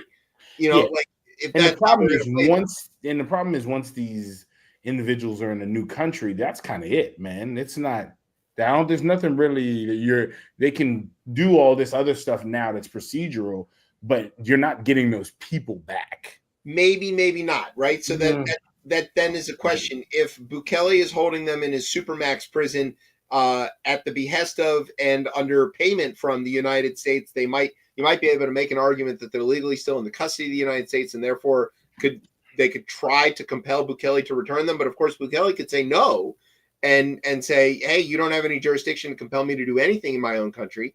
The fact that they tweeted these like oopsies and like memes about this, mocking that's what pissed the judge off. That's what really pissed the judge off. Yeah, that's a big problem. And the reason it's a constitutional crisis here is that time and time again, we see that the Trump administration says publicly, we don't think that a judge has jurisdiction to tell the executive branch what to do.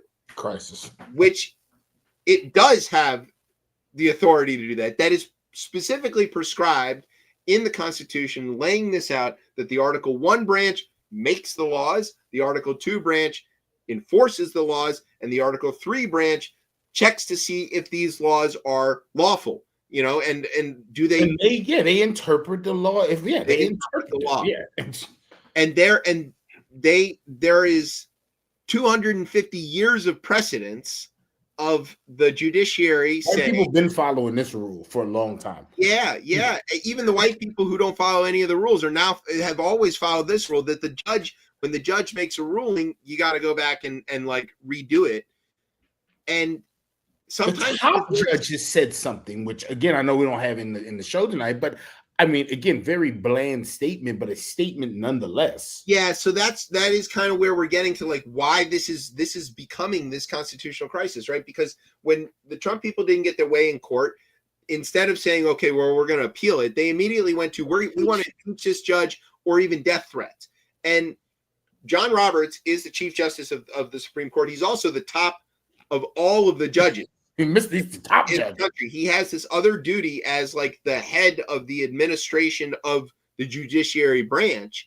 And he was like, hey, impeaching people because you disagree with them is not the way the system is set up. Disagree with, go to appeal. Did something illegal or scandalous, impeach. But disagree with, neighbor clearance, is not a remedy for it. And the death threats and stuff are a big problem. So we have till Friday at noon, I guess. If you've got it'll be another Friday again. This is another Friday, and then we're drawn out into this and then you'll layer in another law that is flouted by this administration, and you'll layer in another one, and it'll extend, and it's this delay thing that now, and yeah, I mean, again, cook frog, man. Cooked frog. Yeah, it is that, but it is also one of these things where, like, at some point, these things do have to be adjudicated, and there isn't like a, there have been many instances where the administration, whoever it is, has done something that turns out to be unlawful or illegal, and the court orders them to remedy it, essentially, which is, reinstate people, pay fines, rebuild things or whatever. This isn't that. They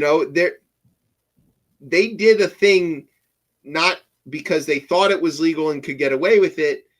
or thought that it was legal, and it turns out they were mistaken. This is like we know that what we're doing is illegal, and we're telling you we're not going to comply with your order.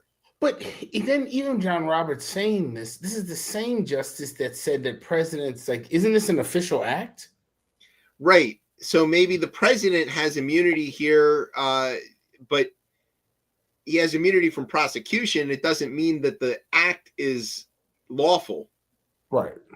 And so, yeah, he can't be prosecuted for it. But if the justices rule when this gets to the Supreme Court that you can't disappear people out of the country in use of a law that specifically only applies to wartime when we're not at war, for example, if they pick like the narrowest thing to the president told me to do it.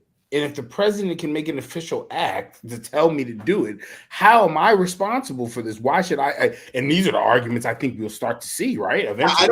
I don't think that there's the recourse of this is that any individual person is going to like go to jail for it. Right. I think that the order is going to be you need to undo this. If you can't go to jail for it, what gives you why would you go to undo it? Well, that's where we're going to hit the road, right? Yeah. I mean, that already you have the judiciary ordering the executive to do something and them saying, no, we're not going to do it. Not that we are trying to comply and failed to, not that we don't have the information or we don't have the wherewithal to do it. It's just simply no. And so then how does the judge enforce that order on the administration? Who does he put in jail? Who does he sanction? What are the remedies there? And there is the constitutional crisis. There is where we are when the white people aren't following the white people rules, and that we have a timeline on this. That's okay. So we've got tomorrow at noon. Why did they pick that time? That's when the games start. That's not a good time. That's where the game ends. Well, I could see a reasonable judge looking at the government could come into court and say, listen, Your Honor, we would really like to comply with this, but March Madness is going on. It's very difficult. We lost a lot of productivity and, people are watching the games and stuff. Can we get a delay until Monday next week? It could happen. It could happen. They've already delayed for like other bullshit. Why not? Right. Speaking of things doing big work in the government, though, it's not just the judges. It's also the amendments that underpin all of this. A federal judge in Washington on Tuesday blocked the Trump administration from banning transgender people from serving in the military, ruling that the plan violated the Constitution's Equal Protection Clause. There's your favorite amendment. Well, second favorite amendment. Yeah, 13th probably number one. 13th is the best for number one, outside of the criminals. But yeah, you lock them for crime. But yeah, 13th pretty strong, but 14th definitely the one. They're kind of like sides of the coin, right? You can't have the one without the other. At all. There's no way.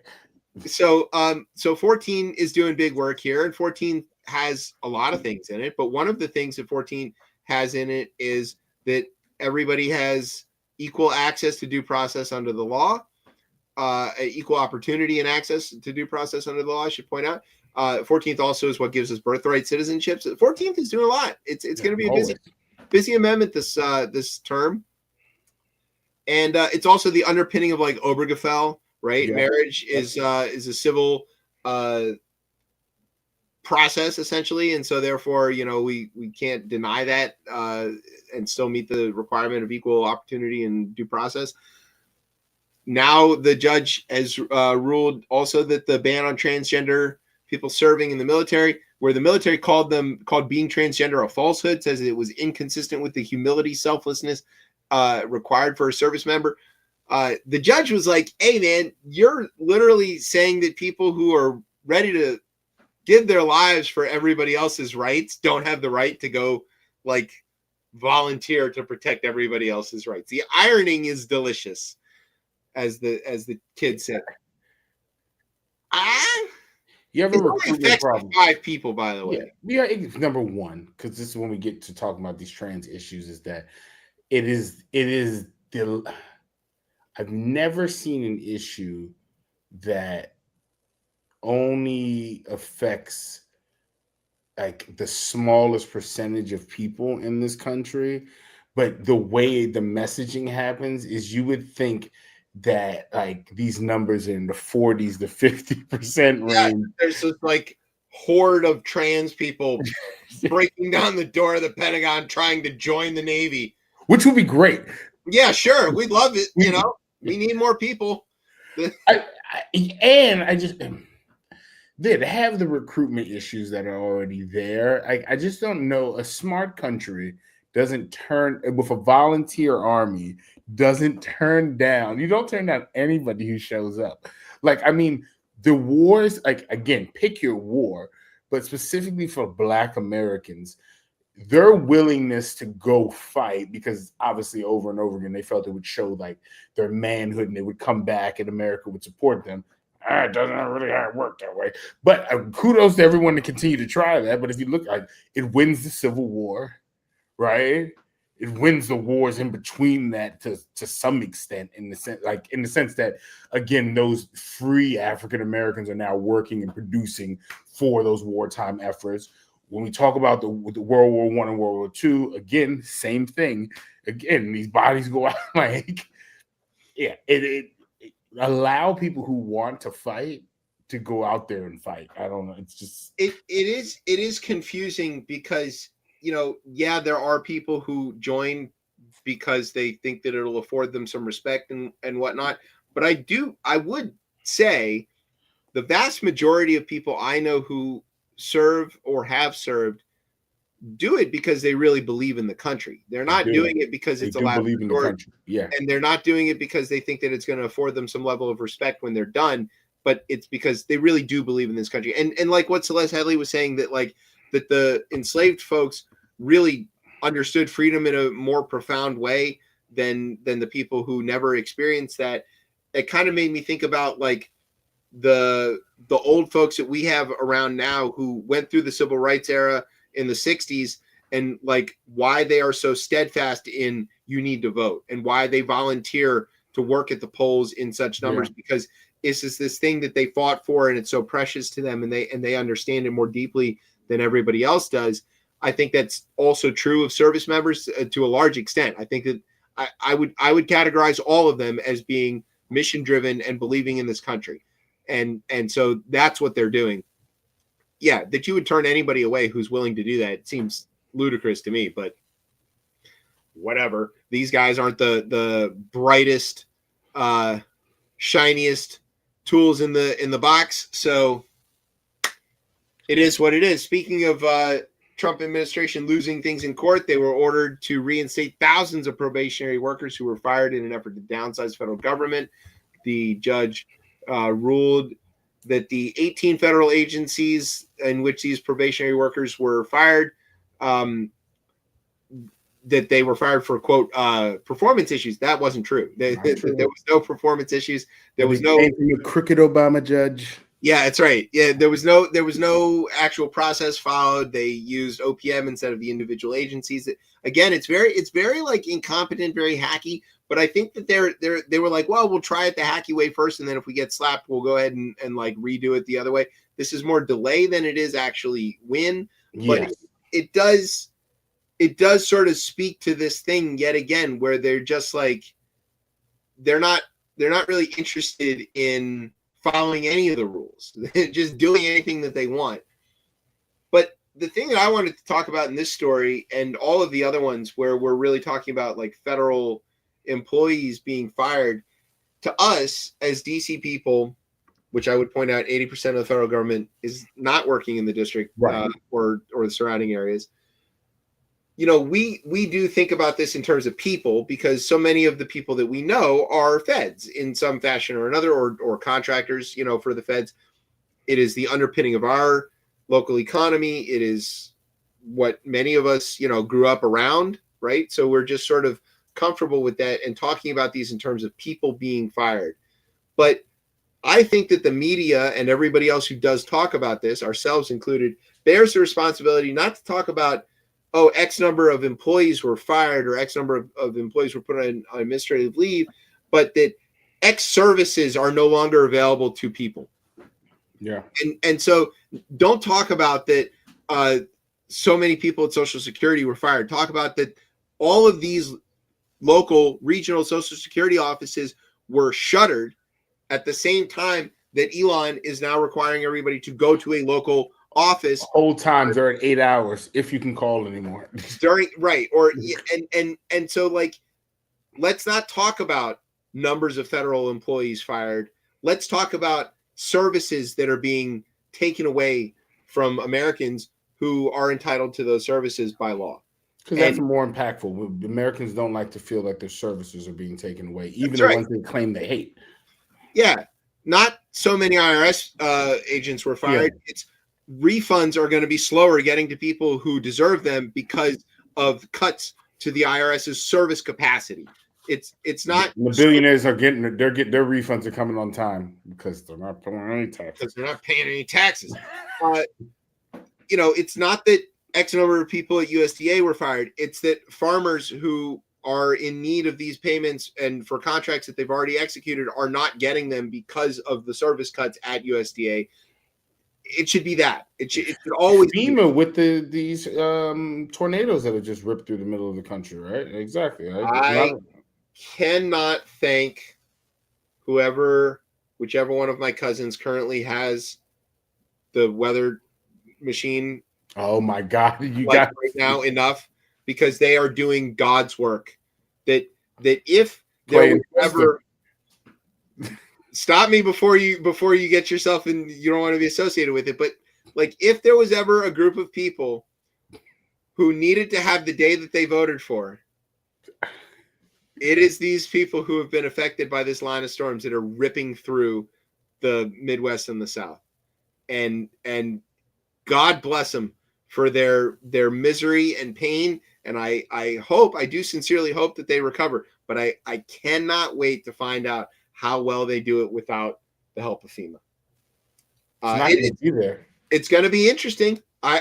Listen, those bootstraps are going to come in handy, and we will see. We will see how well they work when they are applied to white folks. I haven't seen it.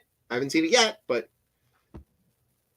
delicious. Just it's like a matzo ball with it's like soup with an extra matzo ball. That's what it tastes like.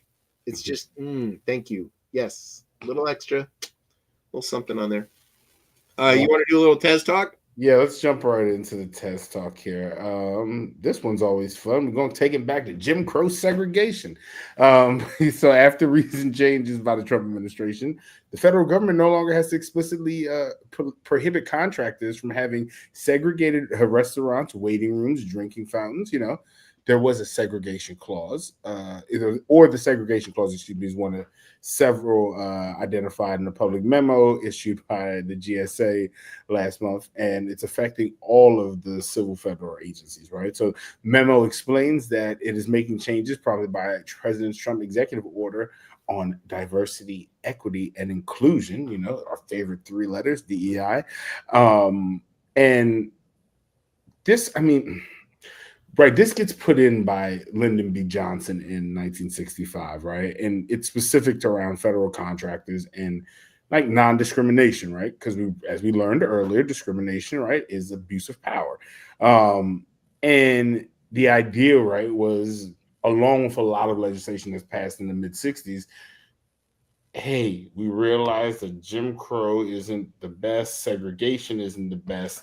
We're going to go ahead and like explicitly outlaw this, not only in the government, but with these government contractors, right? So like, again, a government contractor who might want to get this lucrative contract back then, if they had two separate water fountains, that's not cool. The government is not going to help finance that, right? We have decided to go in the backwards, it seems like. It is kind of. So there's this like little detail here that is important to mention, but is sort of besides the point. Until the civil rights acts that were passed and signed by Johnson, the Johnson administration tried to do as much as they could before those acts came into force. And one of the things that they did was they issued this executive order saying that all federal contractors had to have, could not have segregated facilities. Once the law came into effect, that is the law of the land, and so therefore this executive order is redundant. And the Trump people said when they got called for this that, like, well, we don't really need this anymore because everybody has to follow the law, and the law says you can't, discriminate. But it's symbolic almost in a sense, though. It is. It's symbolic, and it's a little besides the point because they didn't do this like publicly, right? They signed this executive order and kept it moving because they wanted it. They didn't come out and say, hey, look, we found this redundancy where there's an executive order that predates the law, and now we've got the law in the books, so we're just trying to clean things up and reduce the total number of lines in the code. Totally would have made sense if they'd have said that. But what they did instead was they said, this is we're trying to end DEI, and so we're getting rid of this, but there's still this law in place. If why did you do that? Why did you do that? If it's not to send the message to say, we would really love to get rid of this law, we just can't. And God forbid one day if the law is not in place, right? Exactly. This backstop level of protection is gone. And that's what they want, right? Let's be very clear. They are sending a message that they want to restore segregation. They want to restore Jim Crow. They want to restore all of these kinds of discrimination and abuse their power. And they want to do all of these things. All of the cruelty is the point. Yeah. Right? They're not incompetent. They're not making mistakes and control effing government. They are doing that. But when it negatively impacts people, they get joy from that. That is their goal, right? The base is asked for this. Yeah, the base has asked for it. They continue to ask for it, right? They keep saying that they support this, and then every time go, oh look, they hurt their own people, and you go, oh well, that must have been a mistake. Look at how stupid these people are. That's not a mistake. No. That is not a mistake. That is what they meant to do. They meant to inflict that harm, and they are happy that it has happened. And then the people who got harmed, if they're Trump supporters, their job as members of the cult is to praise the harm that they are now inflicting on themselves. And that's just how it goes. That is the country that we live in. But we do think that segregation has a place here on this show. So we have here a list of things that we do think should be segregated.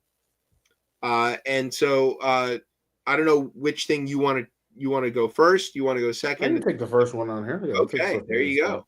So, right, facilities we think should be segregated. Bowling alleys. We don't want the white supremacists fondling the same balls as me. Yep, that's true. That seems fair. Number 2, potato salad facilities like barbecue joints and delis. No whiteys, blacks and Jews only. Yes. Right? And Celeste Headley being both, she can do anything she wants with potato salad. Yeah, but keep your raisins and all those types of things out. Yeah, and carrots and God just sometimes I don't even know if potatoes are in it.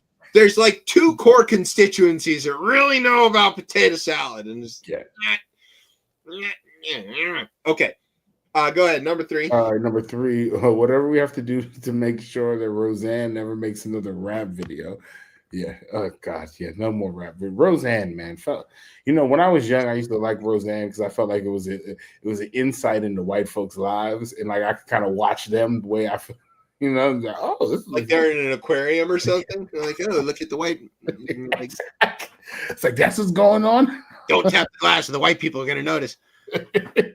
But yeah, then Roseanne went completely. I was excited when the show came back, and then she went full racist.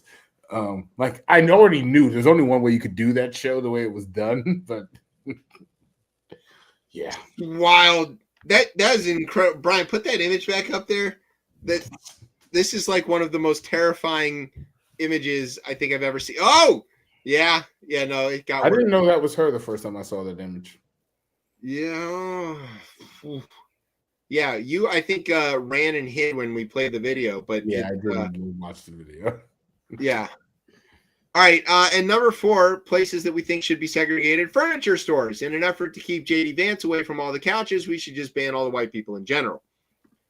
White people already have furniture. I don't know if you know that, but all white people already have furniture. And when they move to a new house, they get furniture. People give them furniture. They don't have to buy new furniture. JD They Vance just like, have it. JD Vance likes brown couches on it. That's what I heard. Yeah, that nice rich dark leather is what he's into, and not the Italian kind. That's Love the count. no. He likes that dark chocolate brown. Okay. Let's move on to brackets and stupid Republican tricks. Here we have a so dumb. This is a combined. All right, go ahead. Explain what's so dumb here. Because as I remember this story, this is the governor of West Virginia upset. What did he call the NCAA? What was the acronym? He was standing in front of a billboard when he was saying this. I forgot what the acronym was. It was like the national. I forget. It was something hilarious. I needed to look it up. But basically, he's upset that North Carolina made it in. And then the Mountaineers, right? Is this that same story? Yes, that's exactly right. So West by God actually, they pitched a fit about this. Look, it's not uncommon for like governors to, like make little bets on sports, with opposing governors or whatever, or like to boost the teams of their, like state schools or whatever. That's totally within bounds.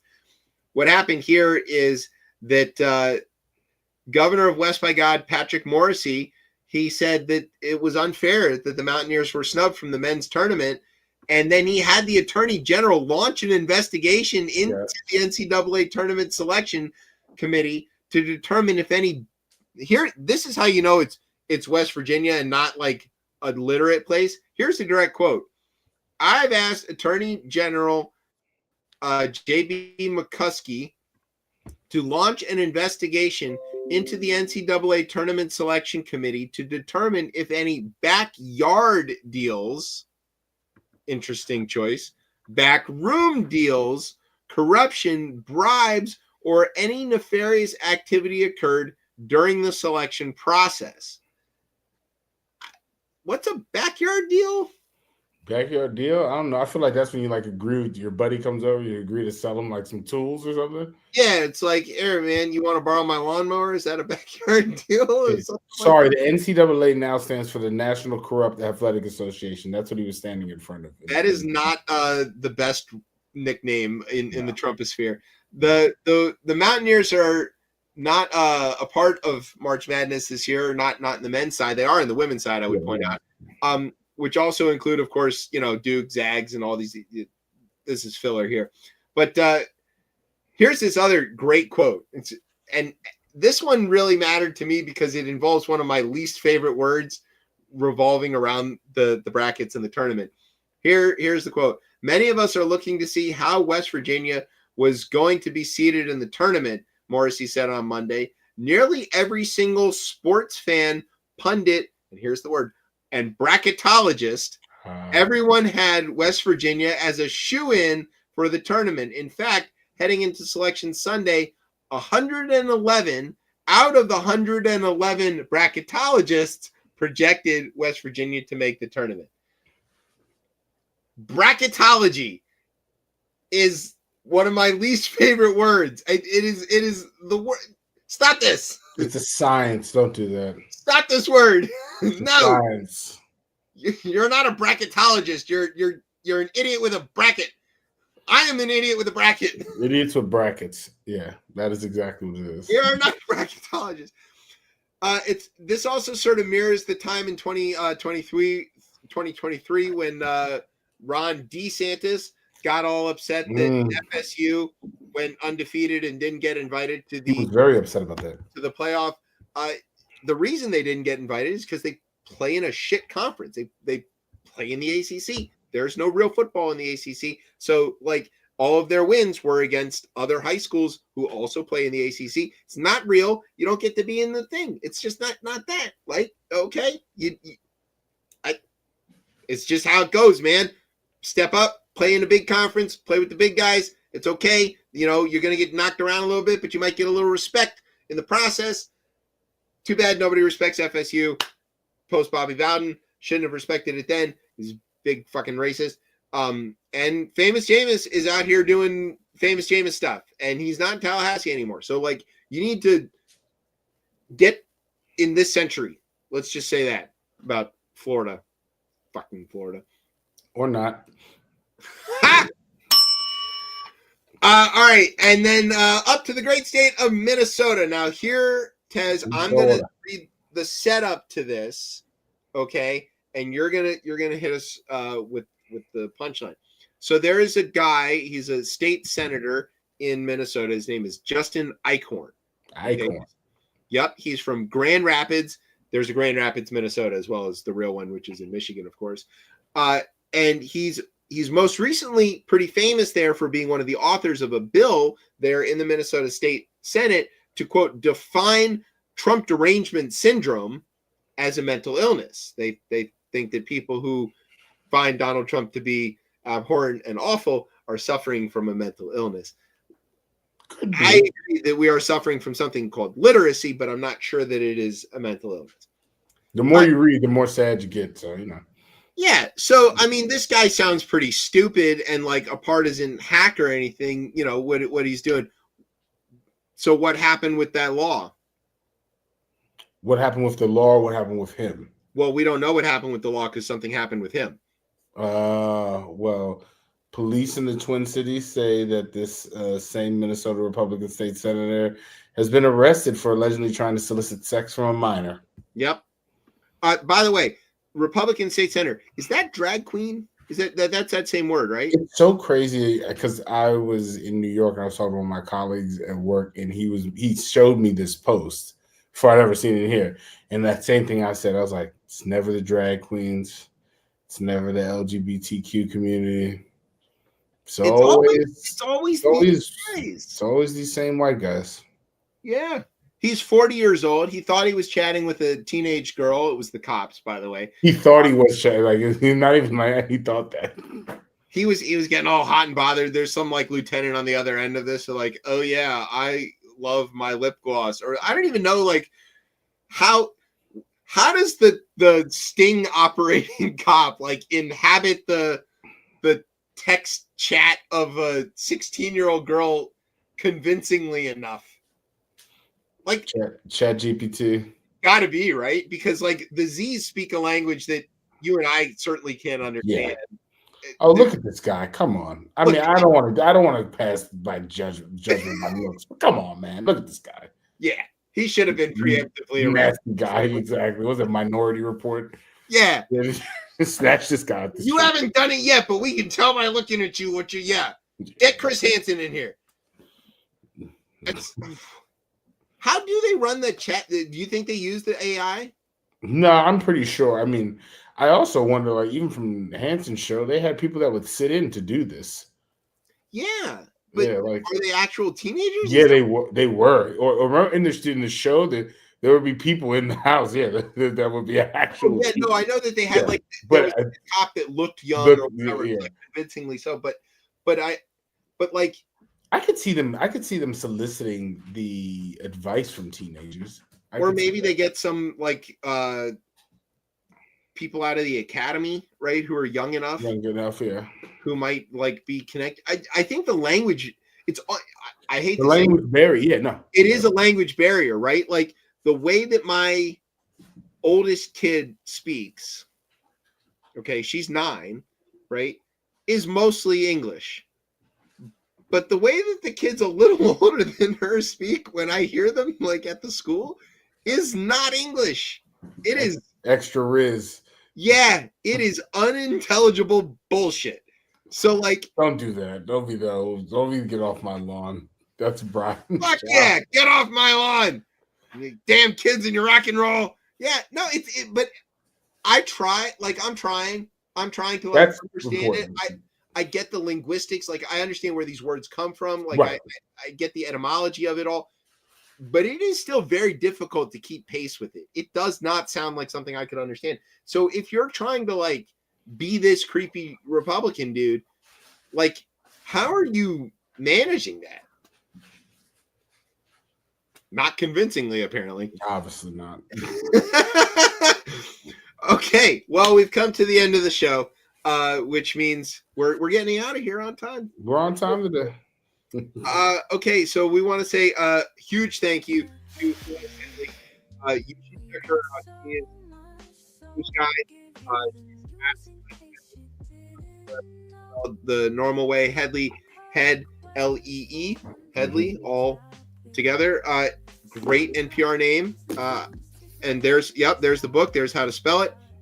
So get with her on Blue Sky. You can follow her. She does have the videos on Instagram, which I highly recommend. These videos were enlightening. I mean, they're about people that I've never heard of. That I was riveted to them. I thought it was just great. So please go check her out. We do love her so much. She's meant so much to us over the years. Thank you to our radio partners, VOA, Radio Free Europe, and Radio Marti. All of which need a new home if you want to come to Beltway Radio. And thanks to NOTN for keeping us on for another week, we assume, although don't know, Trump probably canceled them too. Thanks to our home on the interwebs, coplaymedia.com. And thanks, as always, to our family out here at Beltway Radio for making us sound as smooth as the Gaza peace deal. Oh, okay. God. Yeah. Oh, Jesus Christ. I just didn't even want to touch it this week. It was too much. No, too much this year. Too much. Okay, where can everybody get you on the socials there, Tez? You can find me on Blue Sky at DC Cortez. All right, and you can find me and the show on the Twitter at ChipChatRR, although I don't actually post anything on there anymore, just the clips. And you can find the show on Instagram or Facebook at ChipChat, and you can find me on Blue Sky with Tez being a flaming liberal, or whatever we're called now. Progressive? What's our word? At Chef Chip, my original handle from the old Twitter days. And you can find clips there. We recently learned that we can post up to 3-minute clips there. So you should start to see some of those. And of course, we'll be linking to Celeste Headley and all of her great work. Check out her website, Headway, about training and learning how to talk to people. You may need that in the next little while. Real soon. All right. That's the show. I'm Chip. That's Tez. Brian somewhere in the background. You've been listening to Chip Chat on Beltway Radio and beyond. Street balls. Gay frogs! I'll let you know